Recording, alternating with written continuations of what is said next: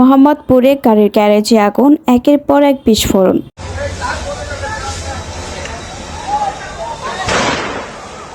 রাজধানীর মোহাম্মদপুরে বেড়িবাঁধ এলাকায় ইউলেভ ইউনিভার্সিটির সামনে একটি গাড়ির গ্যারেজে আগুন লেগেছে। আগুন নিয়ন্ত্রণে কাজ করছে ফায়ার সার্ভিসের 2টি ইউনিট। ঘটনাস্থলে একের পর এক বিস্ফোরণের বিকট শব্দ শুনতে পেয়েছেন স্থানীয়রা। রাত 1টার দিকে আগুনের এই ঘটনা ঘটে। স্থানীয়রা জানান, আগুন লাগার কিছুক্ষণ পর বিকট শব্দ হয়। মনে হচ্ছিল সিলিন্ডার বিস্ফোরণ হচ্ছে। আগুনে বেশ কয়েকটি গাড়ি পুড়েছে। প্রাথমিকভাবে আগুন লাগার কারণ জানতে পারেনি ফায়ার সার্ভিস।